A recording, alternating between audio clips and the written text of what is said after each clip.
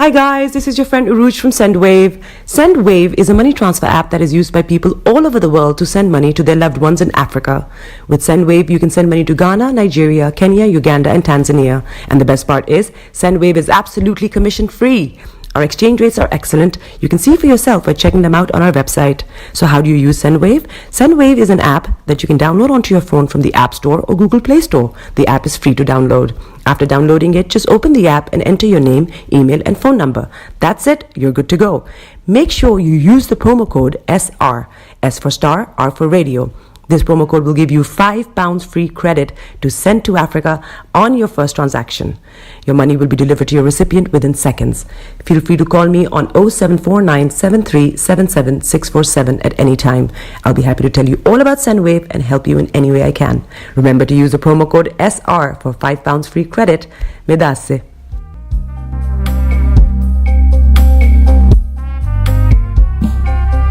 Are you looking for the fastest, reliable, and trustworthy door-to-door shipment company? Well, look no further. When was the last time your family received a shipment back in Ghana on time and in time? You are not sure?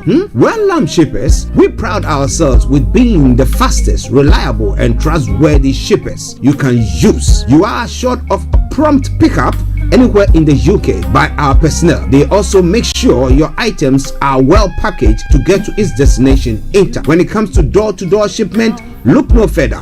Well, Lamb Shippers, contact us on 07939009321 or 07498911820. Or you can visit our website www.welllamp.co.uk. You can also drop us a mail, info@welllamp@gmail.com. Well Lamp Shippers, fast, reliable, and trustworthy.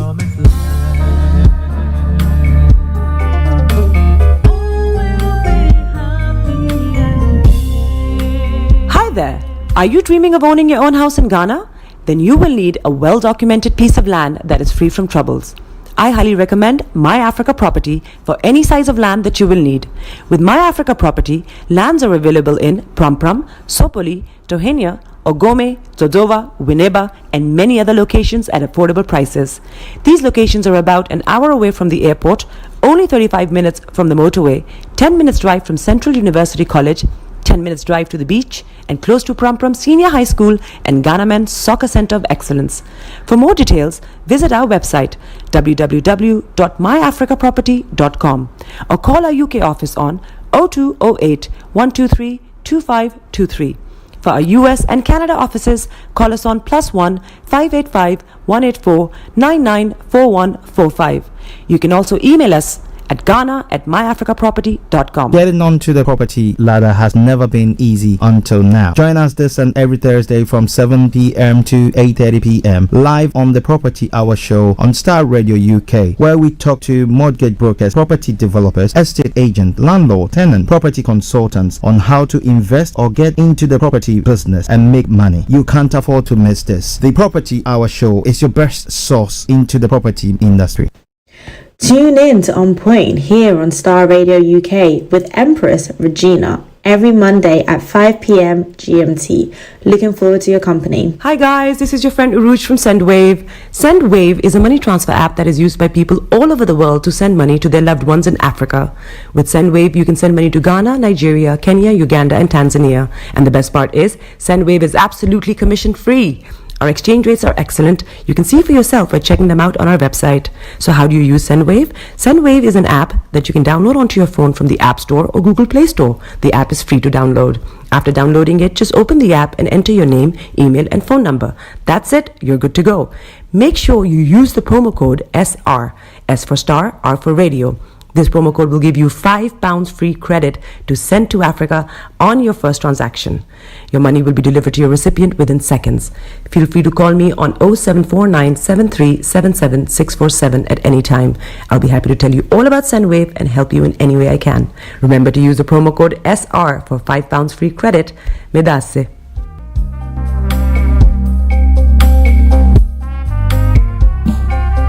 Are Are you looking for the fastest, reliable, and trustworthy door-to-door shipment company? Well, look no further. When was the last time your family received a shipment back in Ghana on time and in time? You are not sure?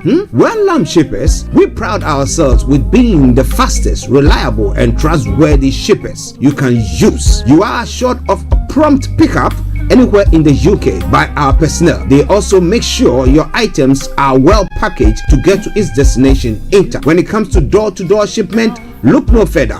Well, Lamb Shippers, contact us on 07939009321 or 07498911820, or you can visit our website www.welllamp.co.uk. You can also drop us a mail, info@welllamp@gmail.com. Well Lamb Shippers, fast, reliable, and trustworthy.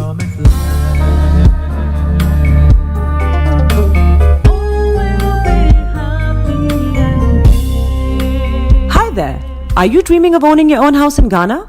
Then you will need a well-documented piece of land that is free from troubles. I highly recommend My Africa Property for any size of land that you will need.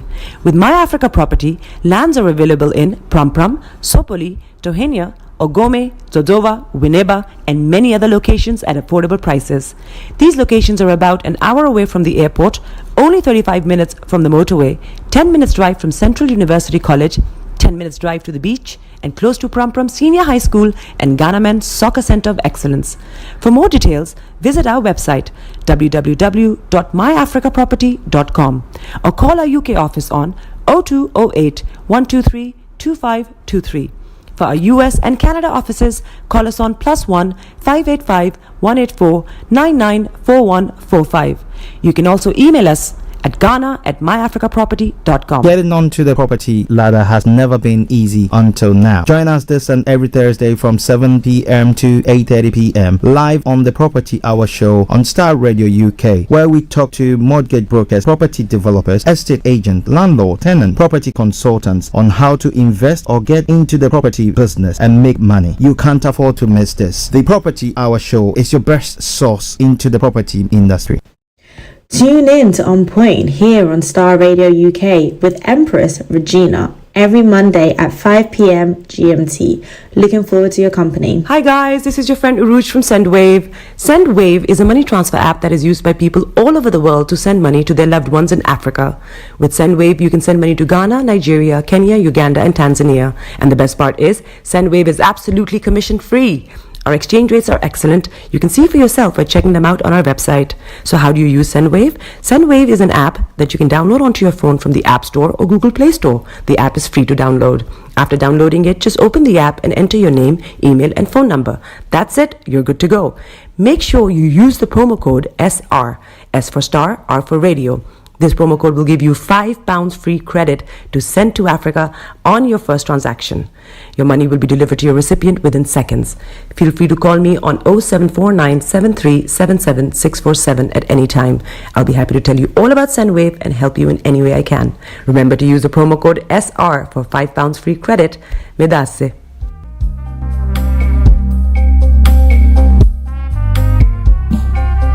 Are you looking for the fastest, reliable, and trustworthy door-to-door shipment company? Well, look no further. When was the last time your family received a shipment back in Ghana on time and in time? You are not sure? Well, Lamb Shippers, we pride ourselves with being the fastest, reliable, and trustworthy shippers you can use. You are assured of a prompt pickup anywhere in the UK by our personnel. They also make sure your items are well packaged to get to its destination in time. When it comes to door-to-door shipment, look no further. Well, Lamb Shippers, contact us on 07939009321 or 07498911820, or you can visit our website www.welllamp.co.uk. You can also drop us a mail, info@welllamp@gmail.com. Well Lamb Shippers, fast, reliable, and trustworthy.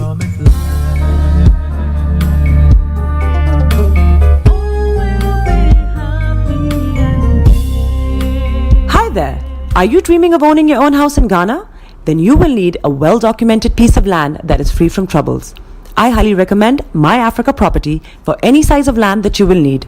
With My Africa Property, lands are available in Pram, Sopoli, Tohin, Ogome, Dodova, Winneba, and many other locations at affordable prices.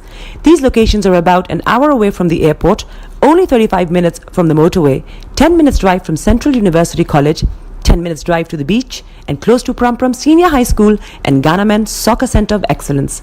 For more details, visit our website www.myafricaproperty.com or call our UK office on 0208 123 2523. For our US and Canada offices, call us on +1 585 184 994145. You can also email us at ghana@myafricaproperty.com. Getting onto the property ladder has never been easy until now. Join us this and every Thursday from 7 p.m. to 8:30 p.m. live on the Property Hour Show on Star Radio UK, where we talk to mortgage brokers, property developers, estate agents, landlord, tenant, property consultants on how to invest or get into the property business and make money. You can't afford to miss this. The Property Hour Show is your best source into the property industry. Tune in to On Point here on Star Radio UK with Empress Regina every Monday at 5 p.m. GMT. Looking forward to your company. Hi guys, this is your friend Uruj from SendWave. SendWave is a money transfer app that is used by people all over the world. Welcome. With SendWave, you can send money to Ghana, Nigeria, This Kenya, is Star Uganda, and Radio Tanzania. UK. The best part is, Are SendWave you is ready to absolutely turn it commission-free. up? Our exchange rates are excellent. You can see for yourself by checking them out on our website. So how do you use SendWave? SendWave is an app. In your car, At work. at home. On your The smartphone. app is free to download. After downloading it, just open the app and enter your name, email, and phone number. That's it. You're good to go. Make sure you use the promo code SR. S for star, R for radio.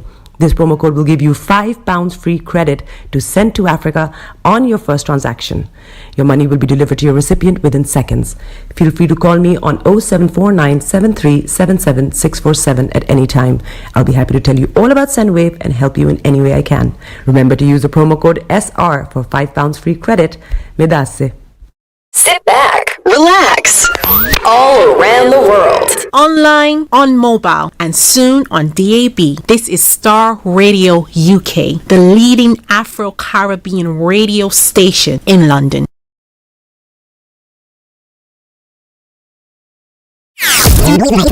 While the others keep on talking, we keep on rocking.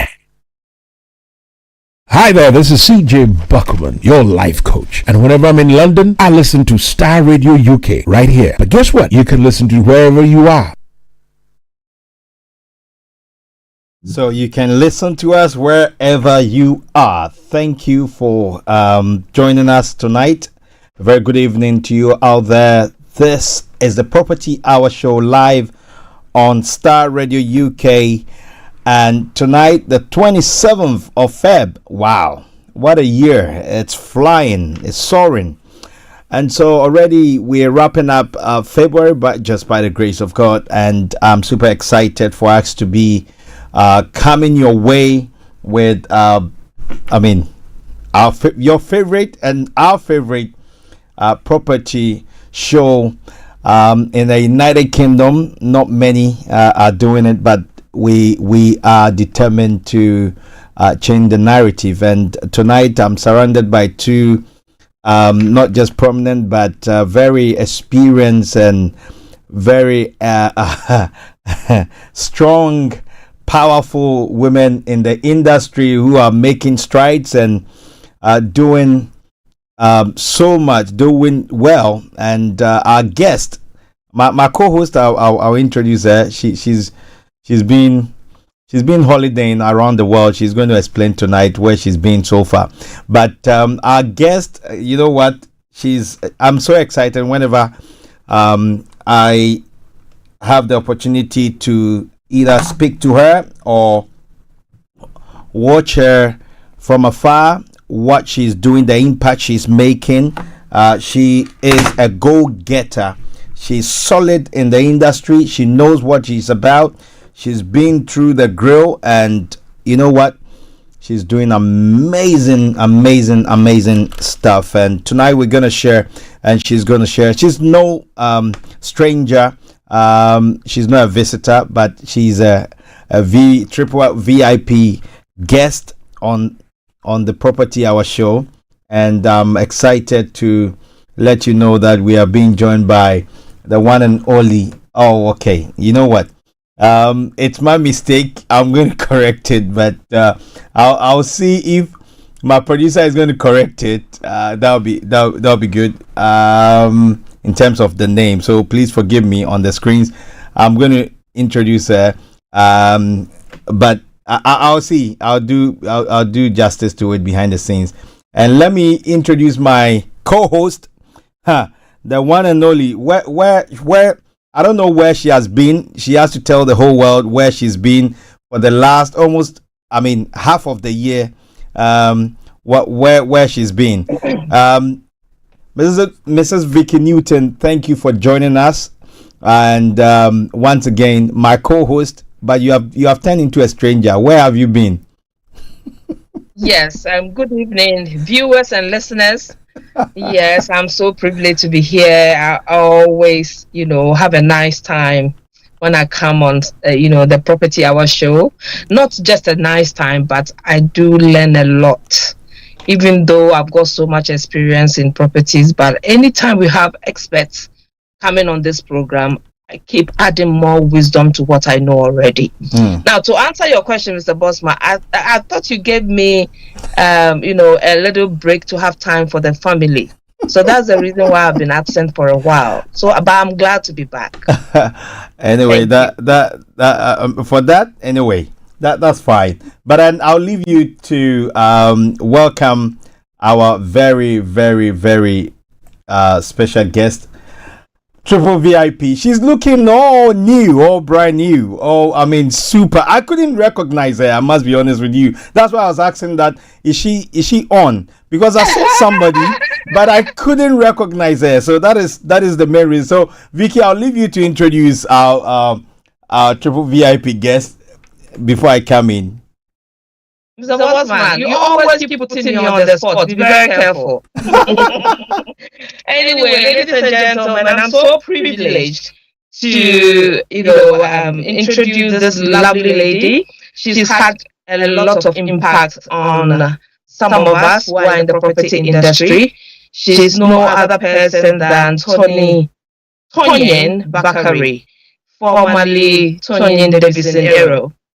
And, she's a solicitor as well. Toyin, you are welcome to today's program. I will now hand over the introduction to you. Please introduce yourself, because you've got so much accolades. Thank you so much, Vicky. Thank you, Mr. Bossman, the great honorable Mr. Bossman. I love you, I respect you, I honor you. And I applaud you for the great work you have started and you have continued and committed to do with Star Radio UK. I think you are commendable, you're an inspiration, you're flying the African flag high, and you're promoting us, and as you promote us, God will also promote you. Amen.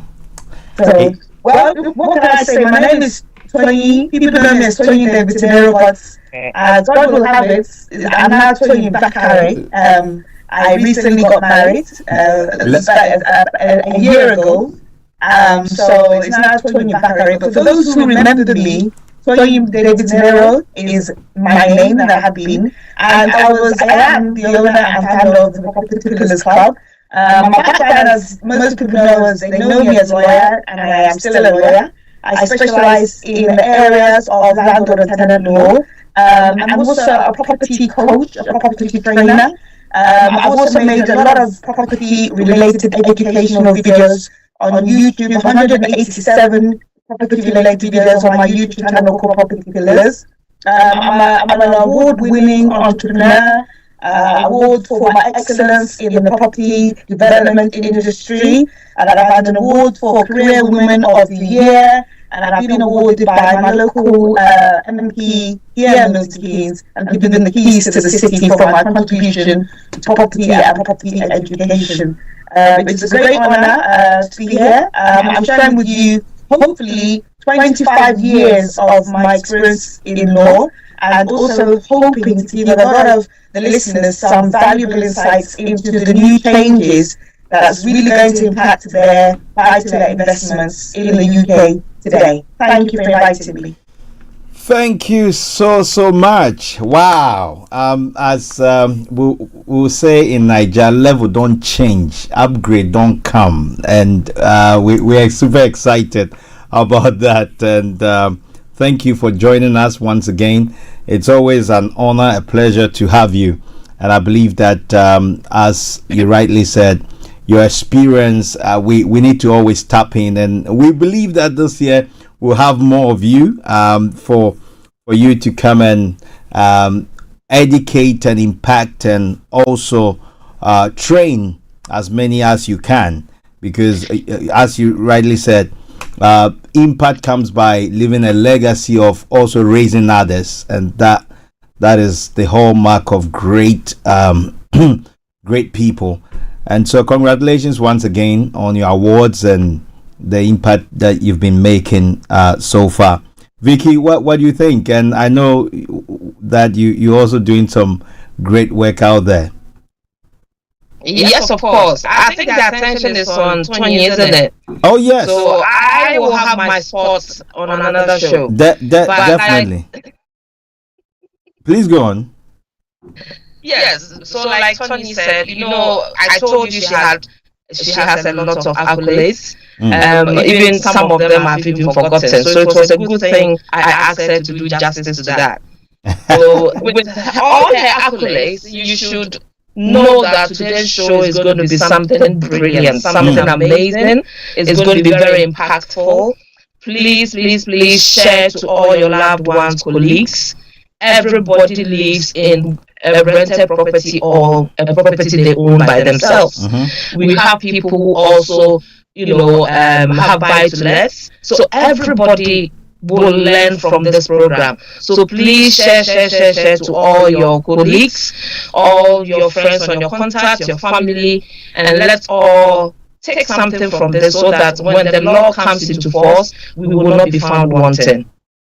Very true. Very true.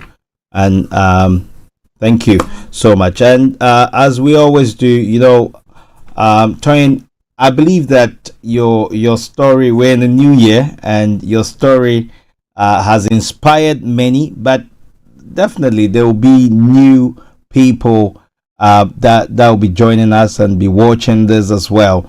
But we'll appreciate if you can just give us a quick summary of where you are coming from.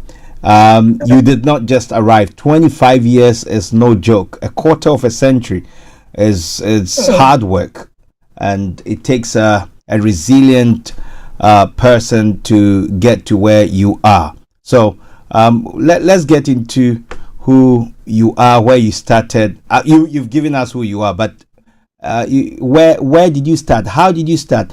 As a lawyer getting into property, the combination. How did this all happen?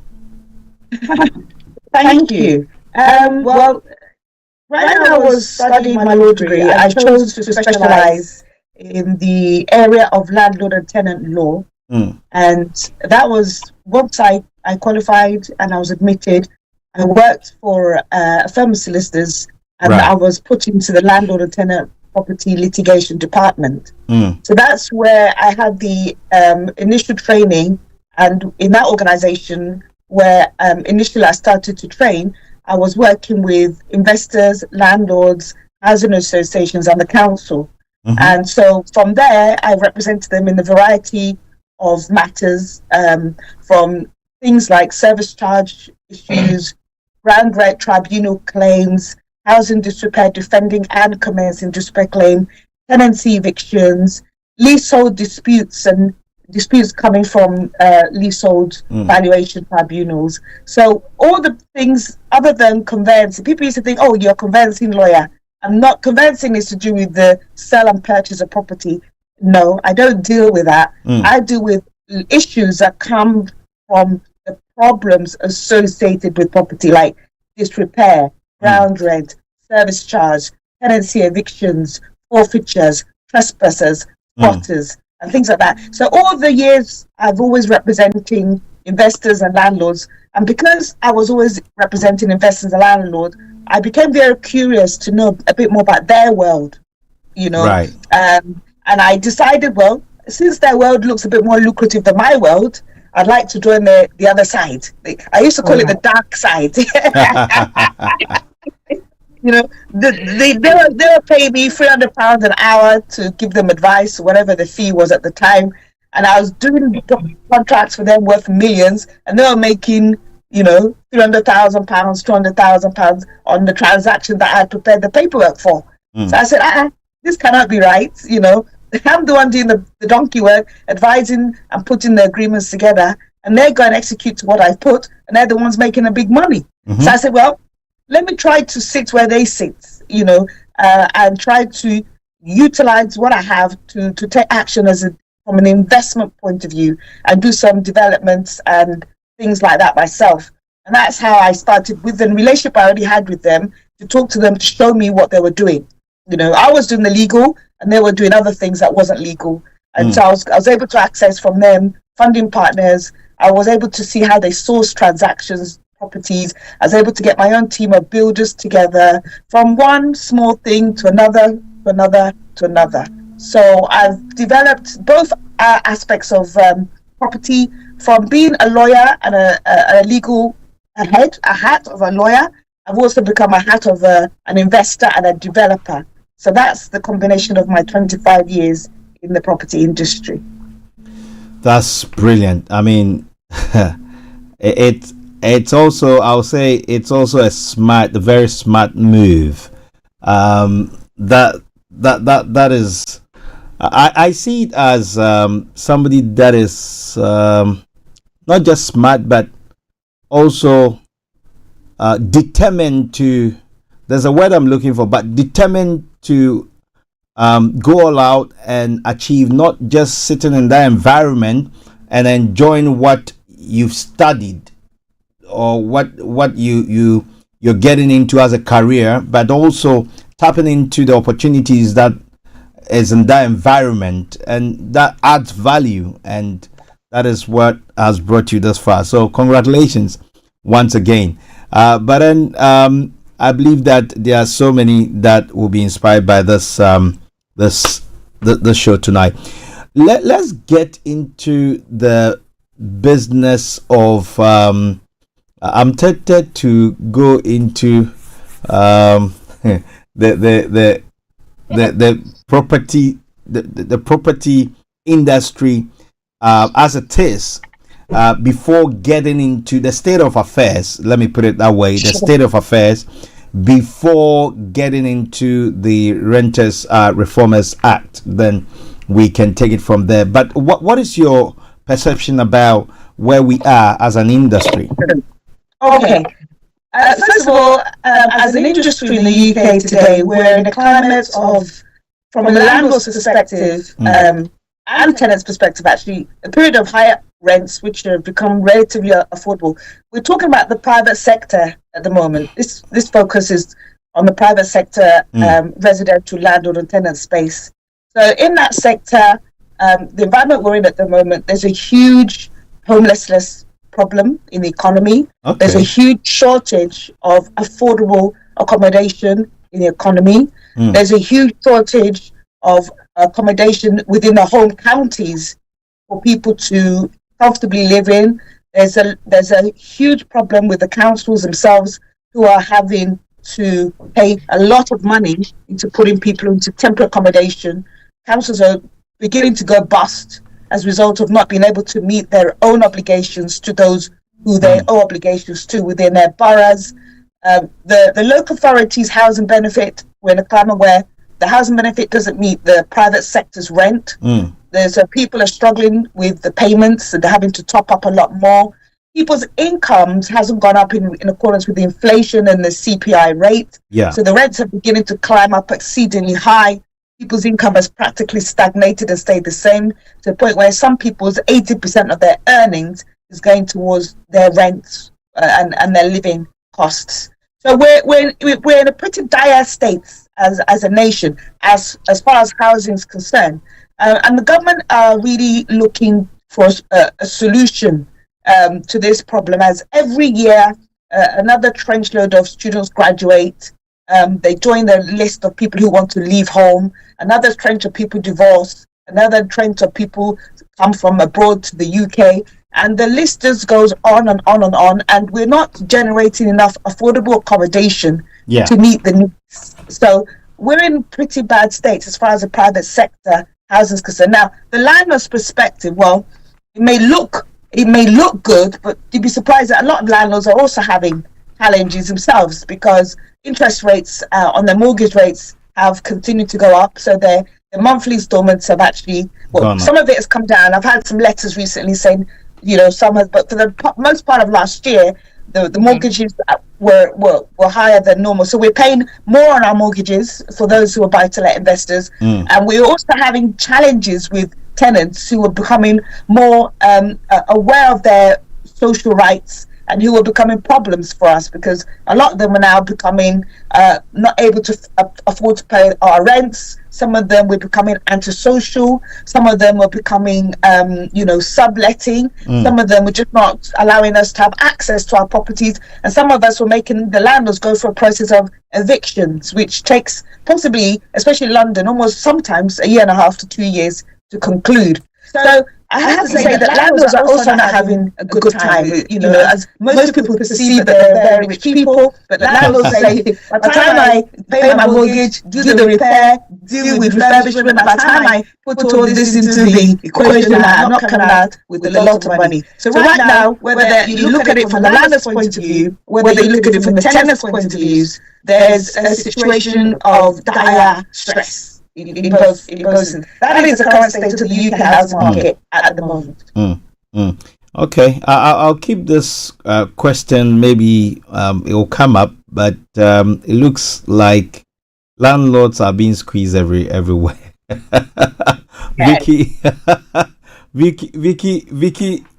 Vicky knows this so much that when I start to talk about it, we can go back to, is it pre-COVID or? Yeah, I think pre-COVID, where they introduced the no fees, and when landlords were being squeezed out of everything, they have to do everything without charging the tenants. And we started talking about this. For a minute, I was like, "Oh, landlords are making money," but sitting through a show like this, and our guest took us through some of the things that landlords go through. I changed my mind, and I think the UK landlord is being battered, left, right, center. Well, anyway, let's go straight to the main topic. If not, we'll drag these issues. Possibly, it might come in as we go along. But what is this whole noise, or is it fear that is being instilled in landlords that the Renters Reformers Act? What is it about? Is it something that landlords have to be scared, or they just need to be aware? Now, first of all, this is not an act that has yet become an act of Parliament. Okay. It's currently in a bill form, right, which is the process of becoming an act of Parliament, and it's going through its second reading at the moment. Okay. So what we expect is that by sometime in October, November, it would have received royal assent, and then it will become an act of Parliament from then onwards. But as far as the House of Commons and House of Lords are concerned, the main framework of this bill has already been agreed. So we know to some extent how it's going to look like. But the reason why this bill has been brought in was because basically, they need to overhaul private rental sector and make it what the government feels is that they need to overhaul it and make it a lot more fairer, give a lot more security, make it a lot more affordable, and address the areas of where they think there's imbalances and redress some of the issues that are necessary. So what they've done is taken the perspective that would some of the compromise will have to be on the landlords, which appears to be more compromise on the landlord than the tenant, but ultimately most of the changes will have bigger impact on the landlord than it would on the tenants. And as far as whether the landlord should be concerned, well, there are aspects of the bill which is going to affect them financially. Yes, so they should be concerned, and they should be aware of the changes so that they can know how to position themselves and be prepared to make those alterations so that ultimately they don't lose a lot of money on their investments. So it's a very crucial piece of legislation. Before this Renters Reform Act, the last time they made such a massive overhaul was in 1988. That's the last time when they made this kind of massive overhaul changes. Wow. But this one is significant, as big as the one of 1988, where they introduced Section 21. So there's widespread concerns about the impact. There's wide speculation about how private sector landlords are going to take it. But ultimately, it's going to happen, and it's on our doorstep, so we need to talk about it. Okay, we need to talk about it. Vicky, do you wanna? You have a question? So what I wanted us to do is, for the benefit of those who are a bit confused, don't know what we are really discussing, even though Toyin has, just given us a summary. I would love for Toyin to take us through what the rental bill is. What are the changes? Now, I'm going to give you 10 examples of the proposed changes and tell you how it is now and how the government are proposing to change them in future and how that impacts investors. So there's a whole list of others, but I just want to summarize maybe just 10 if we have time to do them all. Now, first of all, the first thing I want to say is that they're going to bring an end to fixed term tenancies. So from the day of the Act, any new tenancies created will not have a fixed term. Now, let me explain what the position is at the moment. At the moment, when you sign the tenant up, the law says you have to give them a fixed term minimum of 6 months. 6 months, yeah. Yeah? That's the current position because it creates a security of 6 months for the tenant, and it also creates rental security of 6 months for the landlord. Now, when the new Act comes in, any new tenancies you create are automatically periodic, which means that the fixed term concept no longer applies. Now, why is that? Yeah. Yes, so Tony, please, if you don't mind, can you tell us when this Act is taking place, please? We're going to see it by October, November of this year. That is the proposed start date. Okay. All right. Thank you. So now that means, from the tenant point of view, he hasn't got the minimum term of 6 months, and also from the landlord's point of view, he's not guaranteed the tenant for 6 months, the tenant's rent for 6 months.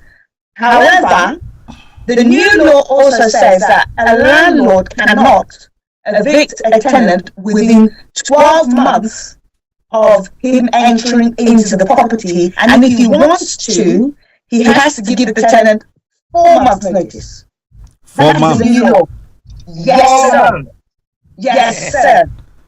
Okay. Now, the current position is different. The current position is minimum term, fixed term, 6. And any time after 6 months, you can give 2 months' notice. So they've now made it easier for the tenants to go and harder for the landlord to evict them. Are you with me? Yeah. Yes. So that's the first thing. Okay? The second thing that the new Renters Reform Bill is proposing is to do with rent increments. At the moment, any rent increments can happen at any time, provided the tenancy agreement allows it. For example, if you wanted to increase your rent, provided you serve the tenant notice of 28 days, any time during the fixed term or thereafter, you can increase your rent. Now, the new law says you cannot do that anymore. You can only increase your rent once a year. And you must give 2 months' notice by way of Section 13, which means the notice must be in format of Section 13, it must be in a prescribed form, and it's not for 28 days like it currently is, it has to be for 2 months, and you can only do it once a year. Now, the law also says that after you've served Section 13, the tenant has a right within the 2 months to challenge the rent increment at a tribunal. To challenge that the rent increment is unreasonable. That wasn't there before. Okay? Are you still with me? Yeah, I'm dazed. Now, number 3. All landlords must register their property on a digital property portal, otherwise it's against the law to be a landlord. In other words, you must register your name, your address, your property on the portal, which is linked to the government and is linked to HMRC so that they can track your rent and tax you properly. At the moment, there's no requirement to put anything on any portals because most of the landlords are undercover. It's between you and the tenants and my bank account. Yeah. Now, the law says you now have to put your property on a digital portal, your name, the tenants, the address, and that database is available to the government. And so they will know how much rent you're collecting, how much the tenant name is, the tenant's address, which they can also use to fine you if you don't declare your income. It's now compulsory to do that. Okay? Now, number 4, the made it unlawful to discriminate against marginalized tenants. For example, people on housing benefit it will become a criminal offence to marginalise against people who are homosexual, people on the grounds of race. Because some people say, I'm not giving my property to someone on housing benefit or somebody with children. In the past, we've all said that. I know that. I've said it, but it's not going to become. You can't do that anymore. So if you have a tenant that has housing benefits, he's homosexual, he's considered as a marginalized person, he's Bangladeshi, he's Indian, it is now a criminal offense. So what is against your religious belief? That one is, they said you cannot do anything, you can't do it against your mind. No, well that will be subject to interpretation by the courts, but at the moment they're marginalized people and it's not allowed. You're not allowed to discriminate and you overtly that because of that you don't have them in your property. So if some homosexual person comes, you're not allowed to use that as a ground. If somebody who has housing benefit comes, so that's one thing. Ban on bidding wars and rent in advance payments is also number 5. At the moment, the student market is very well known for collecting rent terminally in advance from parents of students. That is going to be outlawed. Whoa. You cannot do that anymore. You can only collect 1 month's maximum advance rent. Even though there might be international students? It applies to international or domestic as well. Oh. Okay. So now, I've had that. My daughter was at Notre Dame University. I was paying her rent terminally in advance. Now, with the new law, it has been banned. No estate agent can do that. The maximum they can charge is 1 month in advance. They put a restriction of maximum 1 month in advance. So that's a good thing for me. Number 6. They've introduced what they call the Ombudsman Service, which all landlords must register and pay into. Don't forget, you pay into the digital register. There's a fee you have to pay. I think it's about £500 per property you pay. And then you also need to register with the Ombudsman Service. What they call an Ombudsman scheme now. The Ombudsman is a quasi-legal establishment which is there to deal with dispute resolutions between landlord and tenant. Yeah. The whole idea of this one is to relieve the current court system, which is clogged up with cases that are delayed. So the ombudsman is a place where, in the event of a dispute, you and your tenant, you carry yourself go there. And they're supposed to be independent, they're supposed to be impartial, and their findings are supposed to be binding. Now, all landlords must pay. You have to pay to be registered, and you have to have a certification which says that you're a landlord and you're part of the ombudsman scheme. Otherwise, you're not allowed to rent your properties out.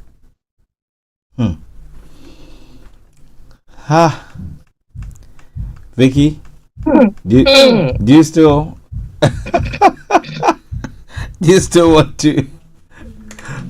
want to get more a bigger portfolio? No. I'm selling up and going to Dubai. Now, as far as disrepairs and things are concerned, they've introduced Howard's law, which basically means you have 28 days to fix those things. If you don't, the tenants can take the matter to the ombudsman and make a compensation claim against you. Wow. So if the tenant has said, I have mice, I have mold, I have damp in my house, you must act promptly within a recognized time scale and do all those repairs. Within 28 days is recommended. If not, the tenant can make an application and claim compensation for that.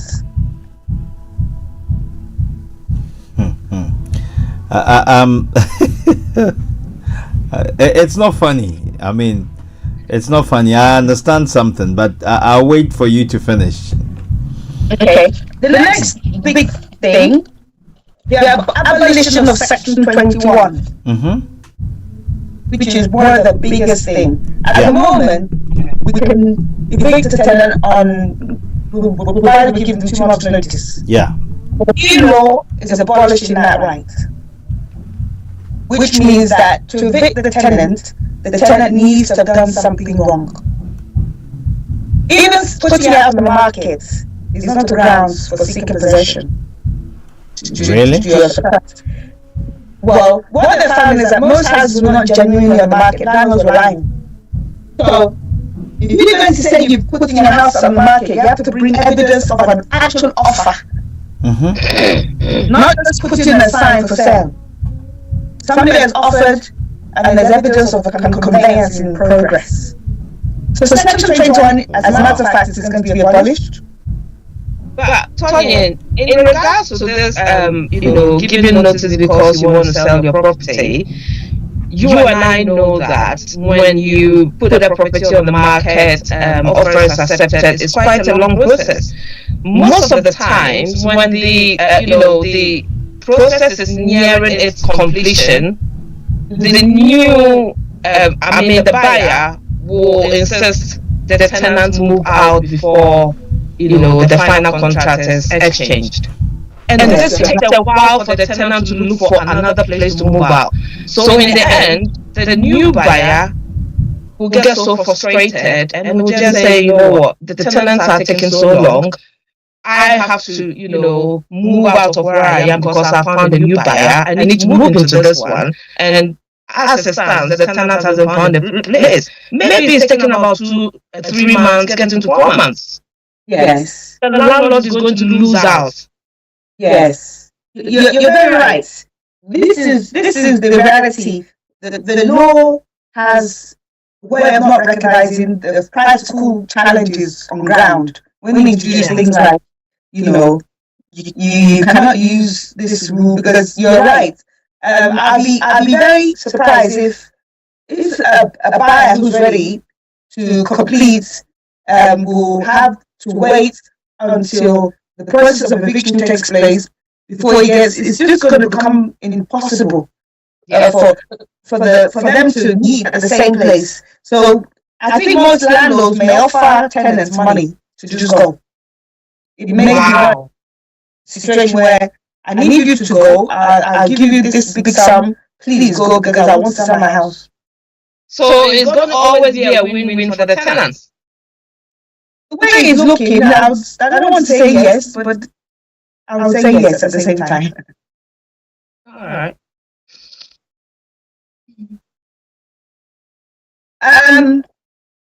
The next things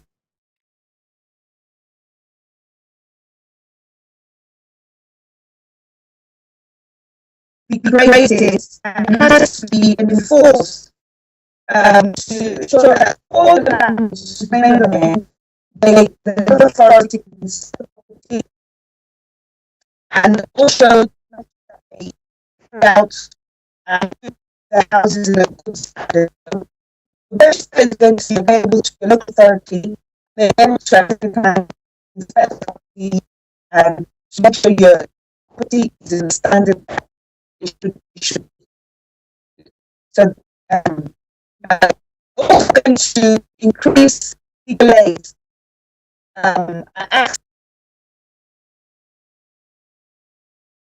We've lost you. I don't know whether Bossman is going to try and put us back on.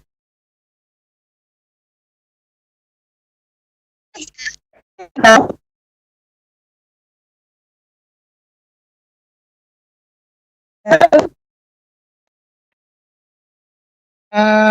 let's see if I.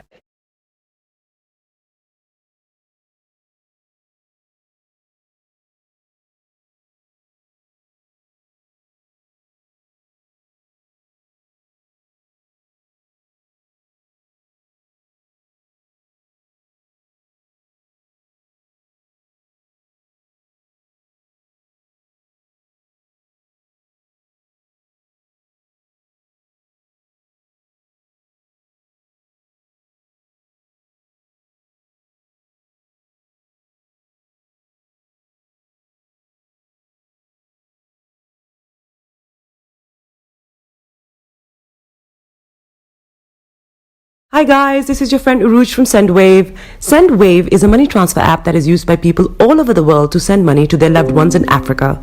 With SendWave, you can send money to Ghana, Nigeria, Kenya, Uganda, and Tanzania. And the best part is, SendWave is absolutely commission free. Our exchange rates are excellent. You can see for yourself by checking them out on our website. So how do you use SendWave? SendWave is an app that you can download onto your phone from the App Store or Google Play Store. The app is free to download. After downloading it, just open the app and enter your name, email, and phone number. That's it. You're good to go. Make sure you use the promo code SR, S for star, R for radio. This promo code will give you £5 free credit to send to Africa on your first transaction. Your money will be delivered to your recipient within seconds. Feel free to call me on 0749 7377 647 at any time. I'll be happy to tell you all about SendWave and help you in any way I can. Remember to use the promo code SR for £5 free credit. Medasse.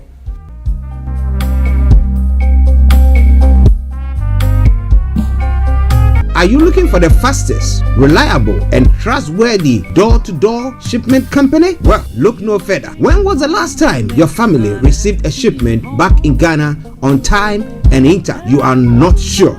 Well, Lamb Shippers, we pride ourselves with being the fastest, reliable, and trustworthy shippers you can use. You are assured of prompt pickup anywhere in the UK by our personnel. They also make sure your items are well packaged to get to its destination in time. When it comes to door-to-door shipment, look no further. Well, Lamb Shippers, contact us on 07939009321 or 07498911820. Or you can visit our website www.welllamp.co.uk. You can also drop us a mail, info@welllamp@gmail.com. Well Lamp Shippers, fast, reliable, and trustworthy.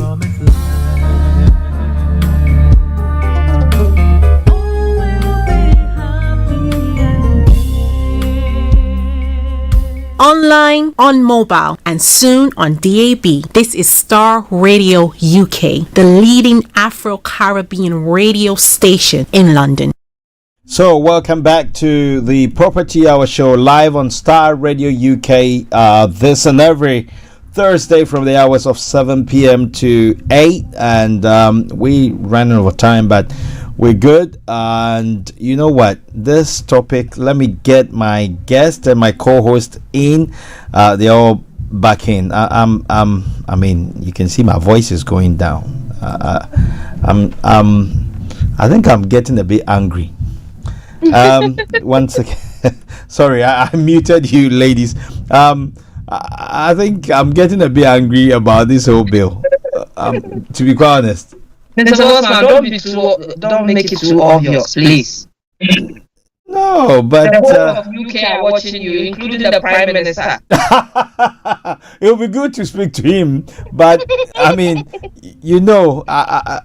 I'm not going to be emotional, but I'm passionate about this. Is it fair? What's happening to landlords? Do they have a voice in this country? Toyin. Well, this is interesting. This is an interesting conversation that I'm hoping to expand on it more and see if we can get more people. The thing about landlords, they're very passive. You know, they need to be the groups that are really vocal in Parliament are groups that represent tenants. Yeah. So represent landlords. They just, as long as they're getting their rent, they're sleeping. Is putting cares in their way. It's only when the thing becomes an act of Parliament, and that's how we can, I'm not doing it again. But where are the people who are representing landlords in Parliament? Where are they when this bill is being debated? This thing, before it becomes an act of Parliament, we better have people speaking, voicing a lot of this frustration that this impact is going to be massive. You know, private sector landlords are providing well over 40% of the current accommodation needs in the UK today. And if you're going to frustrate that group of people, if they decide to pull out, you're talking about homelessness being bad now, it will even worse then. So we need them to understand that private sector landlords are not the rich, affluent billionaires that they perceive. Some of them have 1 or 2 portfolios and they just start making ends meet, quite frankly. So who is representing landlords and who is able to explain to the legislators that this bill has a flavour of favouring the tenants again and again more than the actual people who own the properties, and it can actually discourage them. So what I was hoping to do is to get this conversation to a place where we get a lot of people talking about it, and between now and when the bill becomes an act of Parliament, maybe we can have some discussion at Parliament level to say, look, you cannot pass this as well as Senate, because there's certain aspects of it that we think that you need to look at, refrain, remove, we take it all together. Because we don't think it could work for us as private sector landlords. That's one of the things I'm thinking. But we need people to wake up. It's a reality. You know, now the government's belief is that they want private landlords who they perceive as very rich and greedy people to basically leave the private sector rental market. That is ultimately what they're after. That's why they keep introducing more compliance, more taxation, and more legislation. The moment the government start homing in one area all the time, bullying one set or group of people, what they're saying to you is that we want you to leave it. Now what they want people to do is to become social landlords. What about social landlords? They want you to have a property and give your property to the council. And let the council use it for property that becomes available to a homeless family from their list. And they also want you to accept housing benefit rates.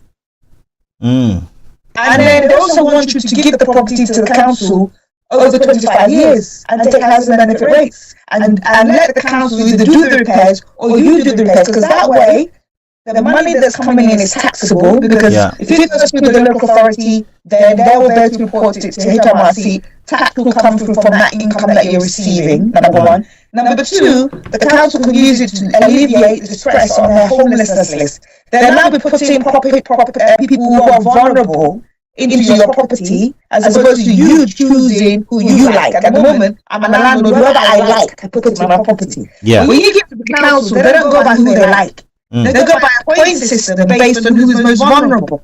So they want to be in control of that decision making. They don't want you to decide on your own accord who you like based on his income, his credit, his age, his color, whatever. They want that decision making to be in the power of the local authority. Give them the property, and also they want you to deal with the issues of evictions when they arise. Because if you give your property to the council, they'll take the property from you. But the moment there's a problem with the tenant, the council will do like this. To turn away. And they'll tell you, you and the tenant take each other to court. This is what's happening in Liam Council. This is what's happening in Barnet. And when I spoke to the legal department, they said, look, the reason why we do that is because we don't have the budget for court. Wow. Yes. We don't. They told me. No council said we do not. So the moment we take the property from the landlord, we have a 25-year, 5-year lease. We pay the rent. But the moment the tenant doesn't give us documents they need for the house benefit to be processed, we have to stop paying the rent. And when the rent stops, the landlord stops getting his rent. Then the landlord starts phoning the council. The council say, tell your tenant to give us documents to process the house benefit. The tenant is not doing what he's doing. The rent stops. Then the council will say, take the tenant to court. Then you tell the landlord will tell the council, the tenant is yours. You're the one that put the tenant in. And then the council said, no. When it comes to this issue of courts, we're out. So it's not you, the landlord, and the tenant do 2 years. And I'm not going to ask the council, why do you do that? They said, we just don't have the budget for it. We don't have the money. Don't you think this is, in the long run, going to push landlords, whether they like it or not, to sell their properties, and we'll be back to square one? Now, the council are not able to provide more housing and relies on the private sector. Now, they're making it so difficult for landlords. So, in the long run, I'm really thinking they might sell up.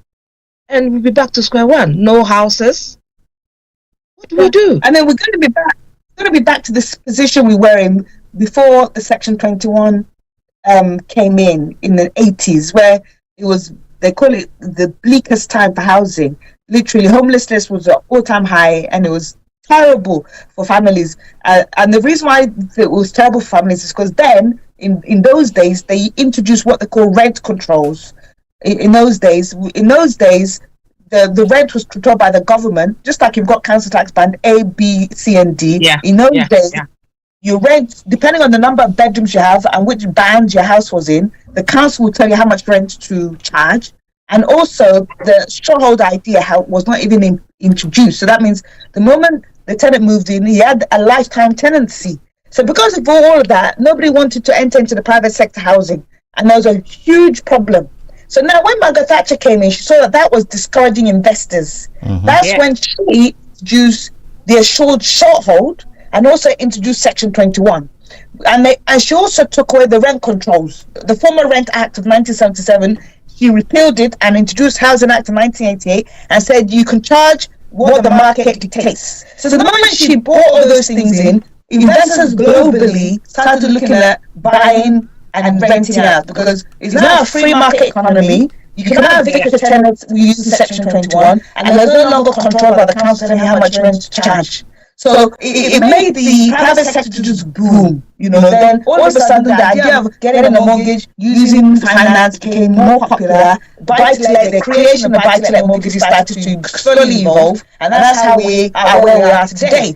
However, they're now going back to those times. The way they're behaving today. The rights that the Margaret Thatcher created then in 1988, they're now beginning to remove them to the point where they're beginning to behave as though we want to control private sector housing again. But it's going to happen that a lot of landlords will decide that we don't want to be in this industry. We're not making a lot of money. We're being taxed to the hilt. We've been given bad tenants. It's a rotten deal. I'd rather take my money to another nation. I'd rather put my money into another investment strategy. And then we have a major problem, more than we have on our hands at the moment. And it'll be interesting to see what government will now do if that happens. I'll be interested to see what they do. Okay. So, Tony, can you take us through? I mean, I'm very interested in the Section 8 and the Section 21. So, what rights do landlords have to get a tenant out of the property? When the tenant is in arrears, I understand with the new bill, the tenant should be at least 3 months in arrears, which is, I mean, too much. Why wait for 3 months? Which is more than the current arrangement. They're going to abolish Section 21. At the moment, there's 14 grounds under Section 8, 7 mandatory, 7 discretionary. What they propose to do is to increase the grounds which are mandatory under Section 8 so they include more grounds. So, for example, they'll take away Section 21, which was a no fault, and then they'll replace it with, if you want to sell your house, as long as you've got an offer on the table, and it's a genuine offer, and you could produce evidence that solicitors are involved, then that's the ground. So what they want to do is add more grounds into Section 8, but all of them are fault related. Whereas with the Section 21, there was no fault required. So you still have to produce evidence, and you have to go to the court that there was something that the tenant has done wrong. Or if the tenant hasn't done anything wrong, you want the house back, you have genuinely need to have your house back. So there's still, and also there is still a requirement to appear before the judge and have the matter listed. Now the ombudsman won't deal with evictions. The ombudsman will deal with disputes that the tenant raises. Yeah? So the ombudsman is there for the tenant. Yeah? The court is there for the landlord. Right. Right. So, in that case, go on, Vicky. I'm just upset. If the landlord goes to the court, meaning landlord is expected to pay so much court or legal fees, but with the tenant, when they go to the ombudsman, they are not going to pay any money, isn't it? And it's the landlord that pays for the ombudsman service. Because before you rent your property out, the landlord has to be a member of the ombudsman scheme. So the landlord may pay, I don't know how much it will be, £500 a year per property, whatever the figure is, for the ombudsman service, but that ombudsman service is available to the tenants to complain about anything the landlord has done. And that is a service that is free to the tenants to use. Yes. Do you think that this ombudsman process will reduce the backlog with evictions? At the moment, there's a lot of backlogs, even way back from the COVID time. These evictions. So, is it going to reduce that? I think it's actually going to create more litigation. Yeah. Right. Because what happens is the moment you start telling the tenant whether I have a free platform, I can take the landlord to court and complain about it, you'll have a lot more people utilizing that and using it to buy time. Mm-hmm. More the tenants who use it. Whereas if it wasn't there at all, I don't think that process may lead to them thinking I might as well just move out. But when you've given them a process, that process requires them to put nothing down, because they're going to introduce free legal aid to the tenants. They're going to extend legal aid free to the tenants. The ombudsman service will come something that will be free to the tenants, but the landlords will pay at the beginning to be part of. So when all of that is there, the tenants can decide, well, I have some mold in the house, and let me use ombudsman. But as long as that process is pending, the landlord can do nothing until the outcome of that process, as far as evicting the tenants is concerned. So I think it's just going to create more delay than we already have in place. All right. Okay. And we also have to think about those landlords who are into, renting their property with multiple occupants, which we call HMO. Toyin, what does the Renters Bill mean to HMO landlords?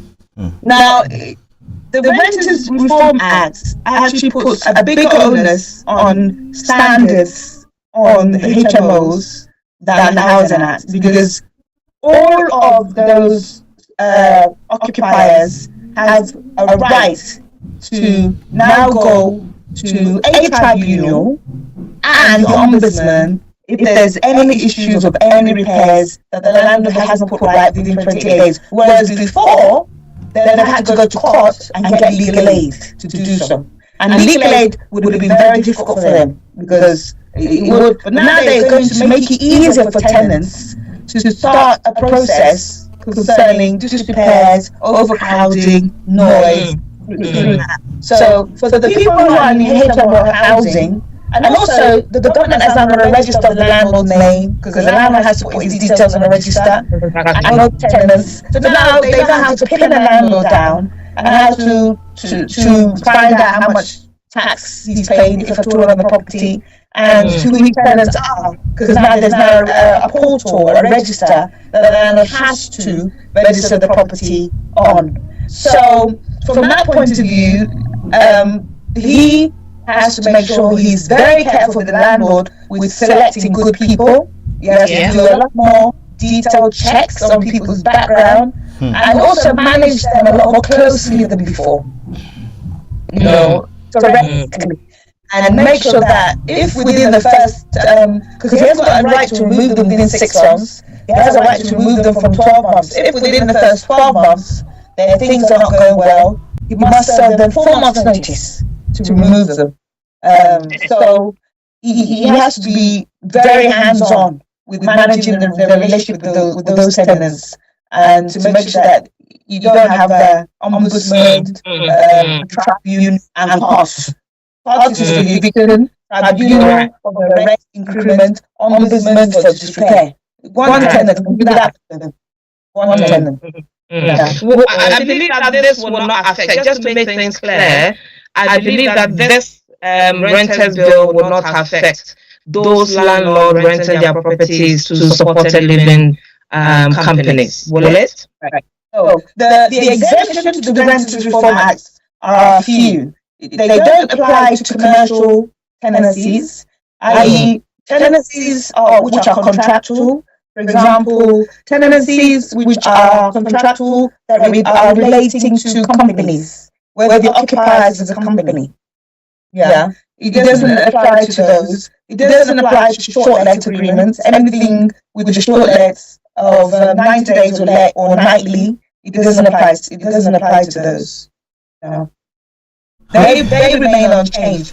Which brings me to the next part of where people are going to be trying to find a loophole in the law, and the loophole in the law is commercial contracts for residential tenants. That is where the loophole is. Right. Whoa. Toyin. I mean, I'm quiet because I'm upset with this whole bill. I mean, it's no, because it doesn't make sense. It does not make sense because one landlord, as you rightly said, maybe the landlord has got 2-3 portfolio. I mean, as a portfolio, and they're just whining. I mean, just trying to wind down in terms of wrapping up, retiring, and they've got 2-3 properties that they're trying to get something out of it. And if you want to take them on this route, they're just going to give up and just find a tropical place to go and relax and leave this whole business of stress, because this is going to, as you rightly said, I believe Vicky mentioned as well, this is just going to crash almost the private sector. I mean, private landlords. And as you mentioned, we need to be loud enough to be heard before they put a final bit to this whole bill, because if not, it's gonna, people might think, oh, they are tenants today, but tomorrow you can become a landlord, and this will apply to you, and that is where you're going to feel it. But I don't think it's fair, to be quite honest. If you ask me, everything you've read, it's not fair, because I've I've suffered these things at the hands of tenants, even when we've not this bill has not come into effect. And so I can imagine what is going to happen, and the advantage tenants are going to take. I mean, you know what? Yeah. Let me calm down. And probably we should have some more landlords going into politics so that they can also have a voice. They are in politics, but they are relaxing. There's no pressure group for the landlords, and probably we don't have landlords who are politicians for them to speak out and let Parliament know what they go through as landlords. Right. So Tony, talking about politics, being a politician, my mind is gone blank. Now, talking about the suggestion of landlords going into politics, probably for them to be able to have that platform to have a voice. I guess one of the viewers is asking us whether the Labour government will bring in rent controls. I believe those are their intentions. Eventually, yes. Right. Okay. They've had it before, and the Conservative government manufacturer repealed it. What they want to do is, just like we've got the council tax, band A, band C, band D, and you pay in accordance with the value of property. The proposal is that they will give you a banding of a 2-bedroom in your area, and they'll tell you this is the maximum amount of rent you can charge. Right. And then so the tenants will be aware, and you'll be aware that is the proposal. I think rent controls is coming. Yes. But Tony, in regards to the rent control, please correct me if I'm wrong. I might have a 3-bedroom that I've rented. I've rented to a family. My next door neighbor, same 3-bed, renting to a family, but the rental amount will be different because everybody has a different, mortgage repayment that they have to make. Taking into consideration, everybody has a different interest rate on top of their mortgages. So why control, rent increment? Because I might be paying my mortgages with a high interest rate. My neighbor might not be paying mortgages with a high interest. Probably they are paying with a low interest rate. Why? I think that is not fair. You see, the government's overwhelming problem is homelessness. Yeah. And homelessness at its very high level, and affordability of housing. So, whilst we may say it's not affordable, what they're having to do with, which all the councils are having to do with, of a waiting list of millions and millions of people looking for affordable accommodation. And somewhere along the line, they need to be able to pass the buck, the trouble, the headache of those paying to somebody. And that often enough, the person to carry that burden with them are those landlords. So on one hand, I agree with you, but they're saying, look, we've got millions of people who are homeless, millions of people in temporary accommodation. We have to do this to get these people off the streets and in homes. If it means that it's going to cost you landlord, then we have to do this. With no consideration for the landlord? The overwhelming objective as politicians is to get votes. Yeah. And the majority of people are tenants more than they are landlords. Exactly. And those are the electorates of tomorrow who's going to elect them in. So they're the majority. That's why shelters got huge numbers and landlords are small. The majority of people are renting. You've got the electorates on the rental side of things. Every year, there's more of them growing, and the rate to which landlords are growing is less. In fact, landlords are even leaving. So you've got more renters joining. So the population of people renting is bigger and bigger. And they're the electors, they're the people who are going to vote politicians in and out. And they need to please them at whatever cost. So Toyin, if a landlord is watching us and he's, thinking about serving his or her tenants Section 21, with this renters reform bill coming, into effect, the question he's asking himself, when is the last day landlords can serve Section 21 notice? The bill is past its second reading, and I'm told it's now in the House of Lords. It's going to go through another set of readings, and then it goes back to the House of Parliament for some other amendments, and then it's then passed to the King, who will have to sign it off. And when it's signed off as royal assent, then it becomes an act of Parliament. Now, how soon is that going to take place? Well, according to the schedule online that I've read, they won't have it as Act of Parliament between October and November of this year. Okay. And from the moment it becomes an Act of Parliament, it's not retrospective. It is from that day that it begins to go forward and apply.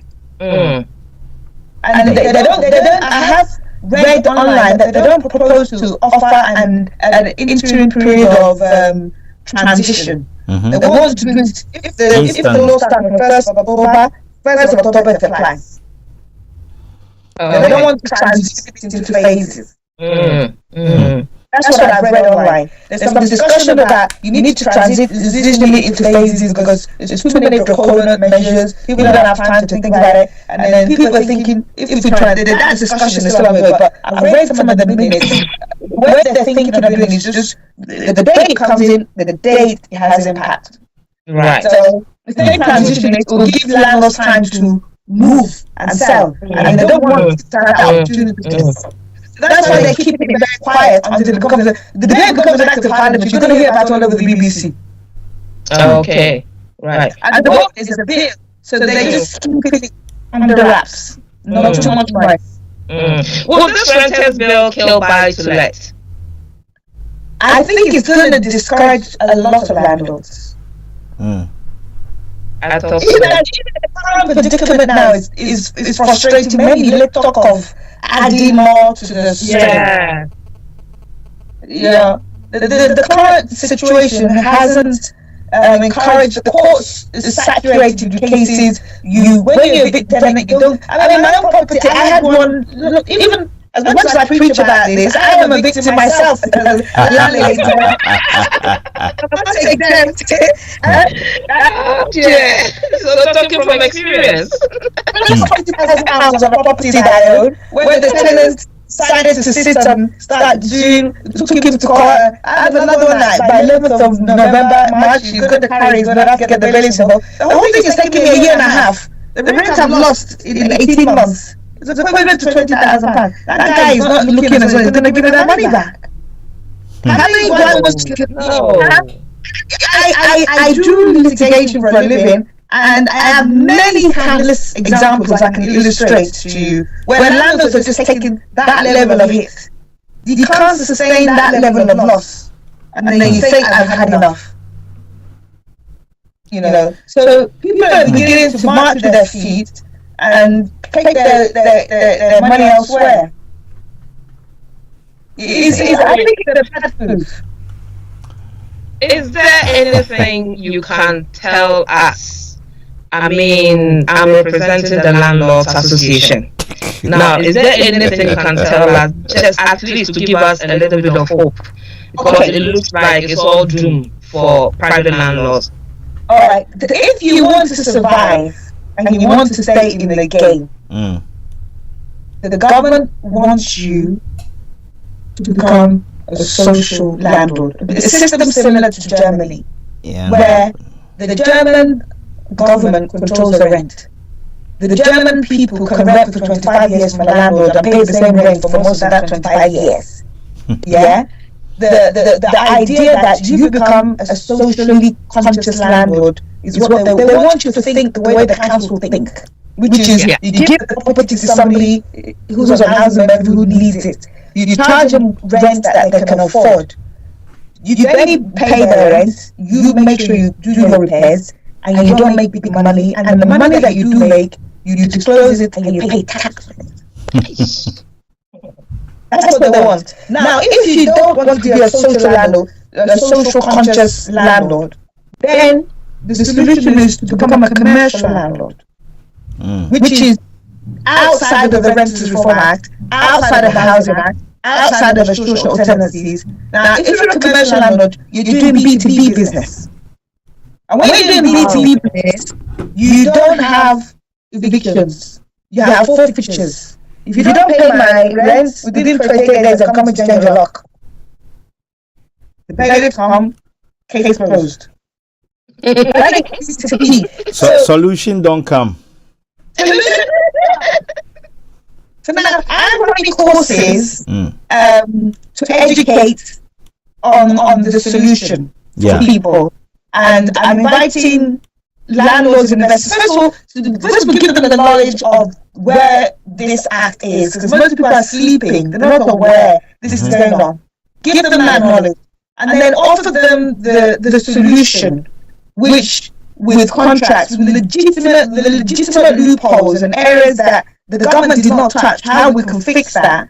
And when the law comes into effect, before it even comes into effect, you begin to evict the tenants that you know are going to be banned by the Renters Reform Act now, and then the new tenants you put in, you put them in with a different type of contract, which does not governed by the Renters Reform Act. I'm running courses on that at the moment, and I'm educating investors about those courses, and also doing the contracts and doing the documentations. My firm for them as well. I'm charging £499 per landlord for a course. The course is about an hour and a half to 2 hours in duration. So I'll go through the whole Renters Reform Act. They'll hear it for themselves. If they want to go into making changes, I'll explain to them how they can make changes, what they need to do to protect their investment and their future asset, and bulletproof their business from changes that is coming into effect with the Renters Reform. Is it in person or online? It's online. Okay, and are we invited with a discount? 100% yes. Thank you for that. That's good to know. And you know what? I mean, you've given me some hope. So thank you for the training, and also, I mean, the education you are offering. It's that's the positive side, because I've just been, I've been quiet. I've been thinking, is it worth it, to still look into the industry and invest, or you have to change strategy and all the stuff. So thank you for that. I know we've gone over our time. The conversation, we're going to try and get our very own Toyin, astute solicitor. So we have to get her back, and also not just the law side of things, but to also talk about the industry and some strategies. So it's very important that we get her back. I've learned so much. I've become a bit sober, because I'm upset. I must be honest. I can't hide it. I'm so upset. I must be honest with you, because it doesn't make sense. Vicky, you remember this whole thing about when we had that program with regards to I think the landlord tenant fee ban. The tenant fee ban. Oh my goodness! The tenant fee ban. That I mean, I'm like, come on, why? But it's like landlords have no voice. Nobody is speaking for them. Nobody. And I don't know why. And you hit it right on the nail, that when these politicians sit down strategically, they know that there are more voters who are tenants, so they have to shift and get them to do what? Get them on their side, and it's all about votes and all the stuff, keeping them in power and all these bits and pieces. So yeah, it's understandable, but this is just too much for landlords. I must be honest with you. It's just I think that I think this was generated from the few bad landlords who were not treating tenants right. I mean, when it comes to repairs and things like that, all they know is just taking the rent and not making sure that the tenant is comfortable. When there's damp, they don't care. When there's a leak, they don't care. So the few bad landlords Vicky, have caused all these. Vicky, it's too harsh. And if we're talking about, mold and properties not or flats not being repaired, then majority of the councils are guilty of this as well. You know, they are so guilty about these whole stuff. We have to find a day and bash some of them. Some of these things. Bossman, yes, we can't fight the council. No. I'm not saying fighting them, but talking about it, because if the government is on their side, then landlords also needs to be heard, because it's not fair. Their hard-earned money.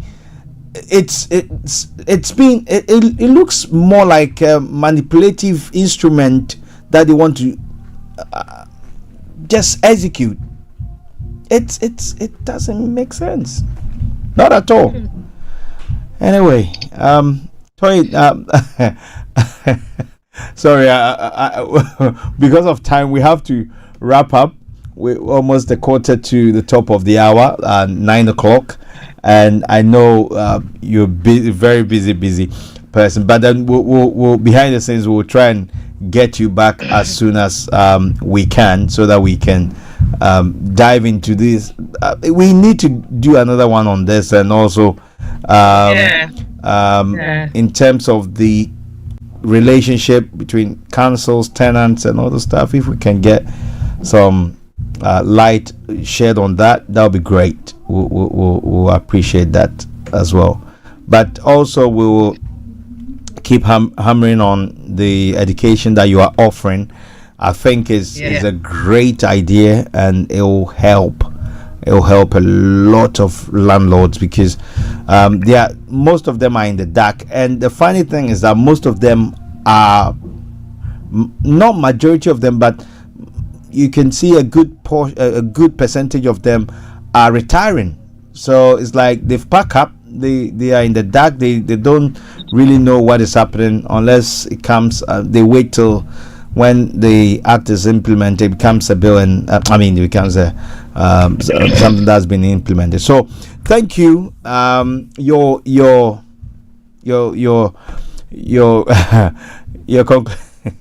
I'm sorry. Okay, no, let me come in quickly. Yes, go on. I think we are very keen to know all the details for this training. One, how does one contact you, showing interest, how to register, all the details that people need, so that after the program they can contact you and register for this training. Okay. I have a link that I can share with you. But whilst I'm online, if people have got a pen and paper, I'm happy to just give them my email address. Then I can also go to my Toyin Consulting website and register for the training. For my website is www.toyinconsulting.com. Toyinconsulting.com. Yeah. So TOYIN consulting.com. Yes. Now I've actually now as I'm talking to you, I've actually got a link for my masterclass, for this very masterclass. How do I share it with you now? Do I put it on somewhere here? I think I will have to If you send it to Vicky, or Right, okay. you can, yeah. Right, okay. Let's see if I can open the chat. Mm. I'm not sure if this will work.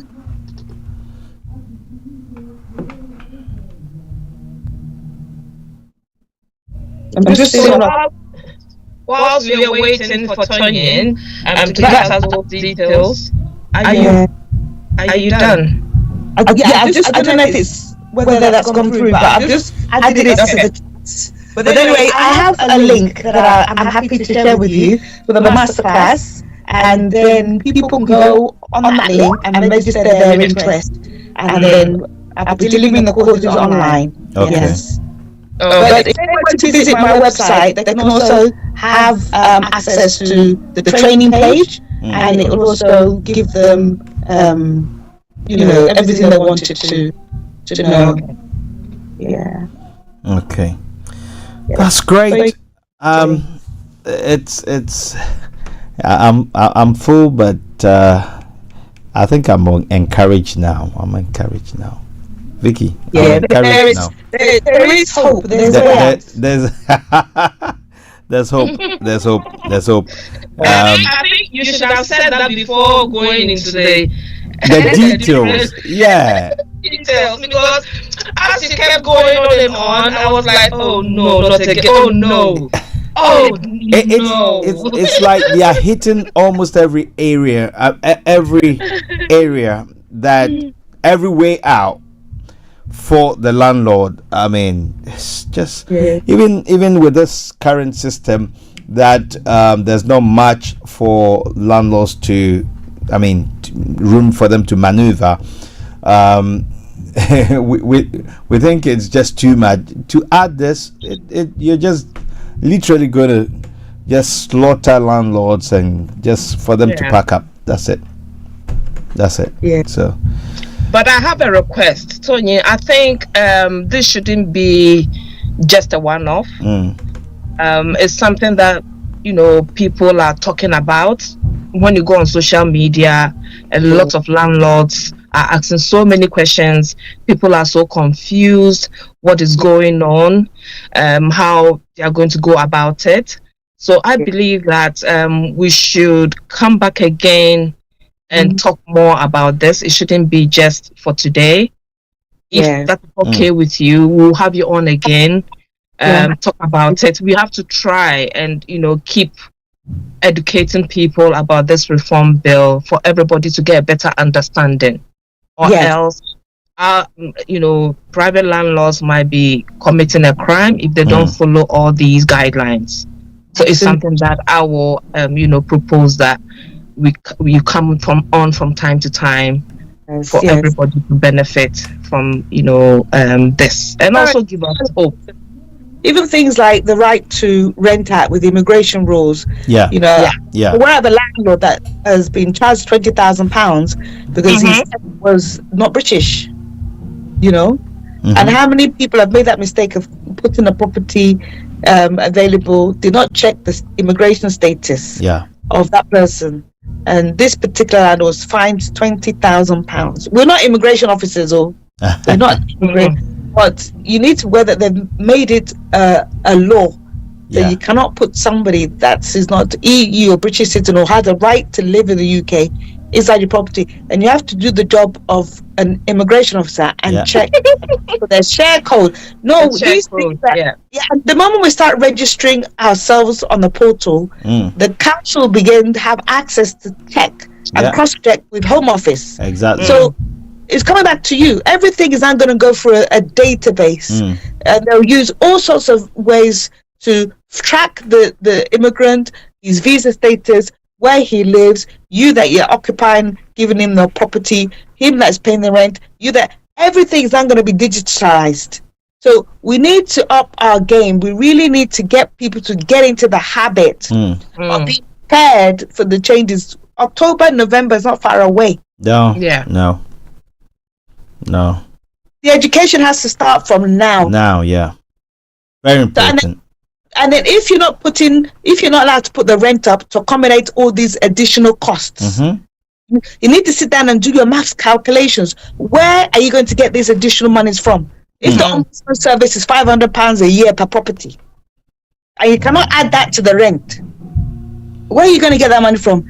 If to put money on the portal is £75 per property, you cannot add that to the rent. Where are you going to add it from? If the tenancy deposit scheme increased the amount to put the deposit in the scheme, so where is this? Because you cannot now add it to the rent, because they've said the rent cannot go up other than once a year, and that's to go up a reasonable amount. So you have to say to yourself, how much is it eating out of my profit? So where are we heading with this portfolio? And do I want this, or do I want to change my strategy to this? It's a very serious. It has a wide. All we need is a point increase in our mortgage. Then we'll know that this thing is not so attractive. The moment they say the mortgage of 700 is now £1,000, and you have all this reform. Yes. But I think it's going to hit the government as well, whether they like it or not. Because if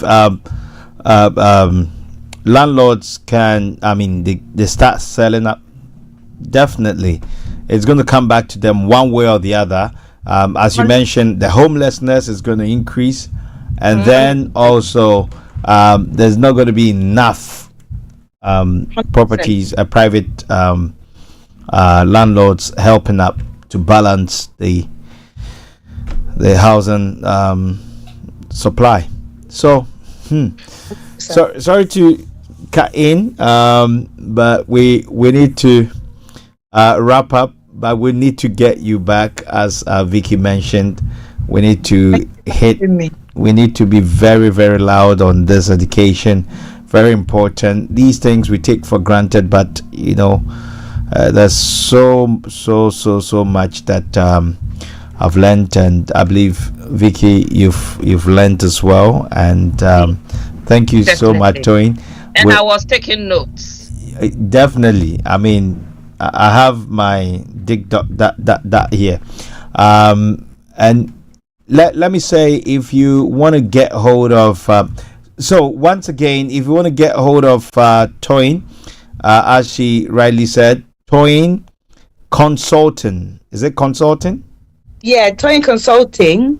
ToyinConsulting.com. Yes. .com. So you can look her up on there and contact her.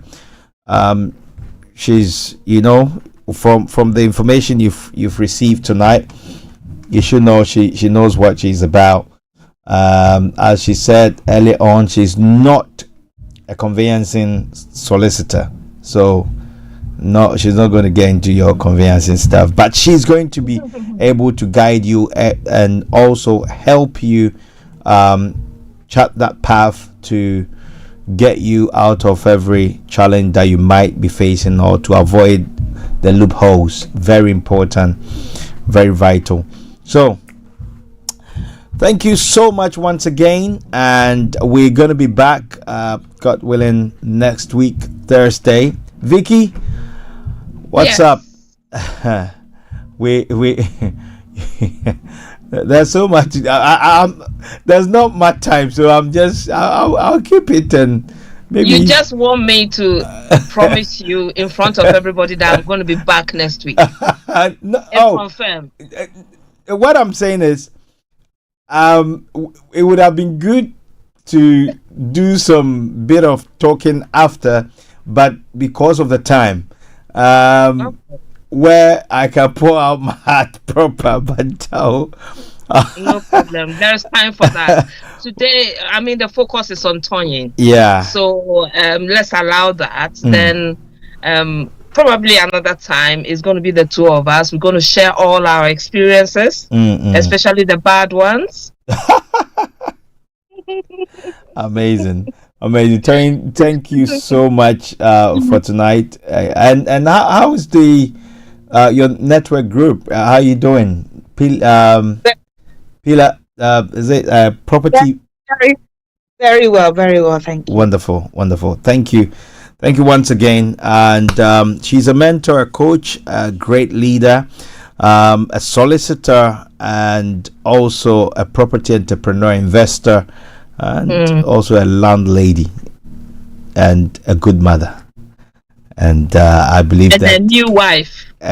Not new wife, a very good one, a very good wife, and we've been super educated tonight with the information.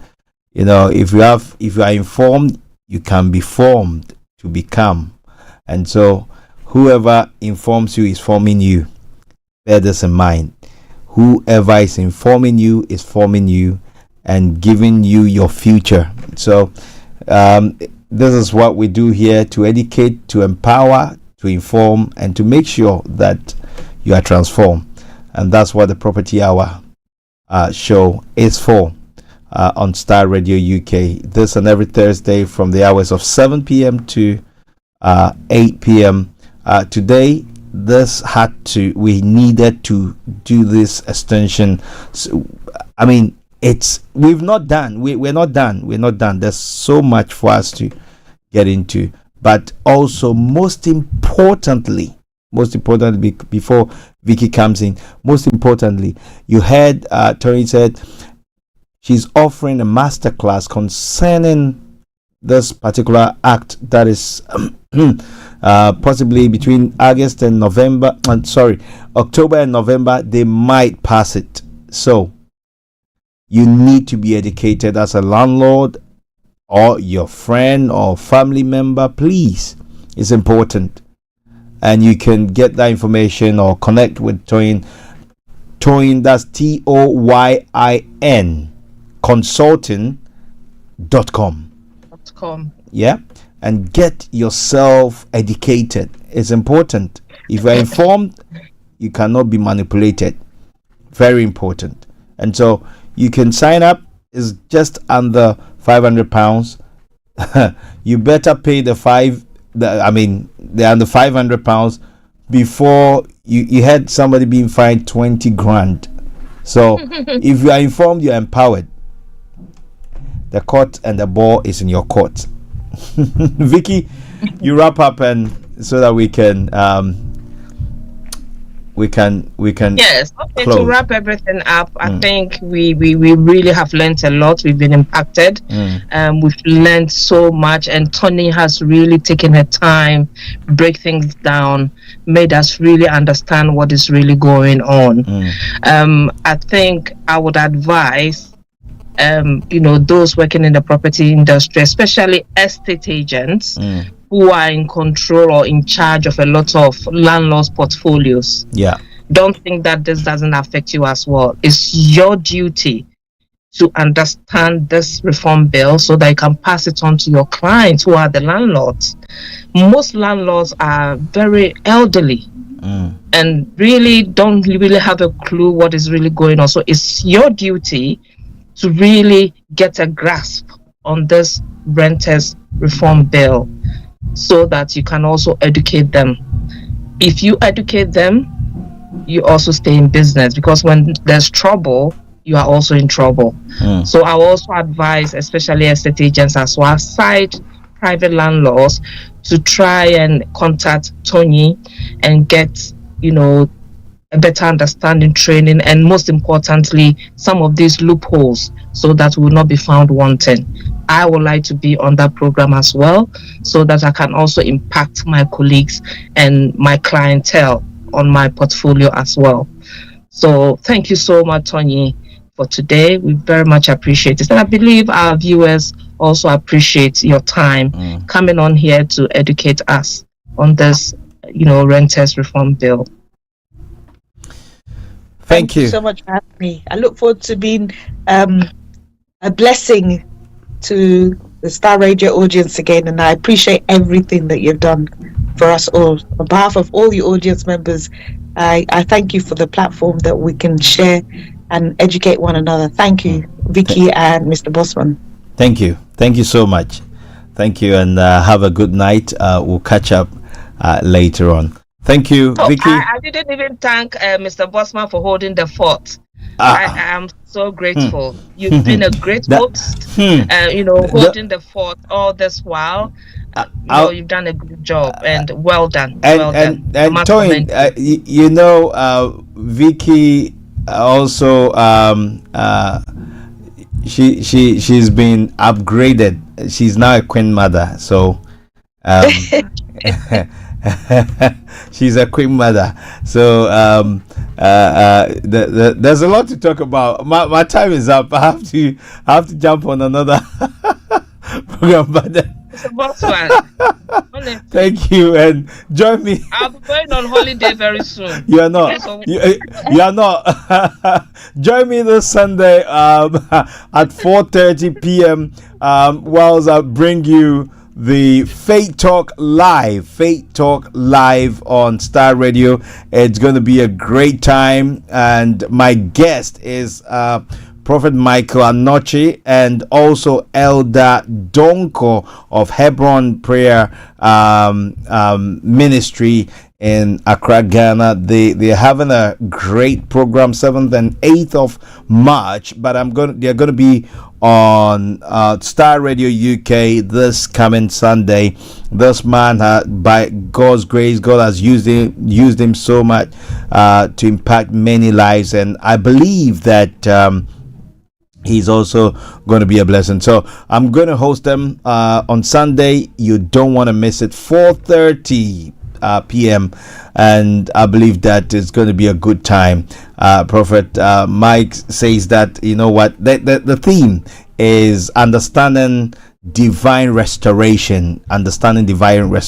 So we're going to dive into it, understand it, and also get to applying it, because we've been admonished not to be hearers only, but also doers of what we hear. Taking action is more important. So it's like 1,000 intentions and one action. One action is better than 1,000 intentions. So get this and join us 4:30 p.m. on Sunday. It's going to be a good time.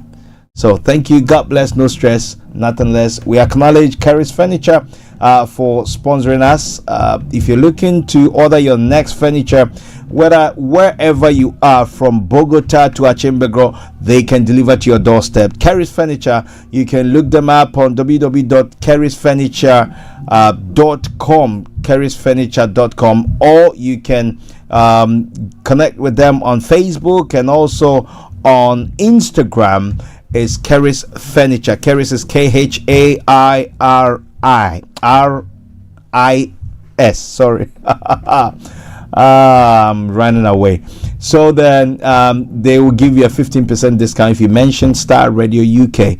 You don't want to miss this. And also in Accra, in Ghana, they are in Tema Community 25, Deftraco Estate Junction. You can't miss it, and I believe that you'll get the same discount as well. They can deliver to your doorstep. Don't miss it. Tomorrow morning, join Mr. Archie Hammond and the crew on the morning show. But let me say happy belated birthday to Mr. Archie Hammond, the host of our morning show. We thank God for your life on the 6th floor. Wow.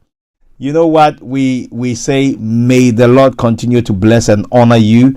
Great things that the Lord will do with you and through you and in your life.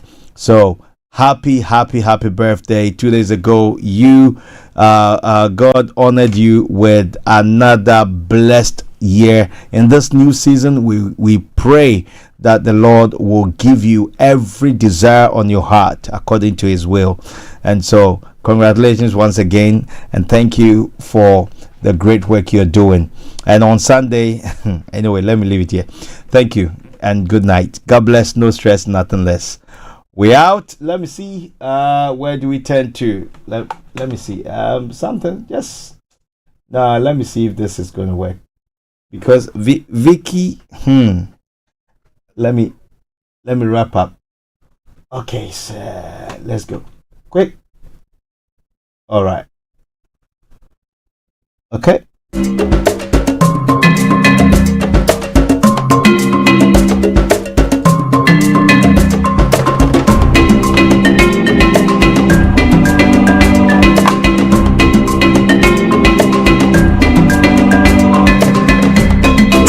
coolest way to start your weekend. Thanks for listening. All around the world. Broadcasting live online. Hi there, this is CJ Bakare, your life coach. And whenever I'm in London, I listen to Star Radio UK right here. But guess what? You can listen to wherever you are. In your car, at work, at home, on your smartphone. This is Star Radio UK. Thanks for listening.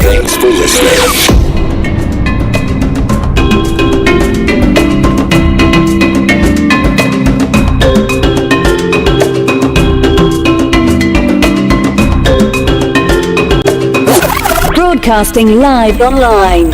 Online, on mobile, and soon on DAB. This is Star Radio UK, the leading Afro-Caribbean radio station in London. While the others keep on talking, we keep on rocking. The coolest way to start your weekend.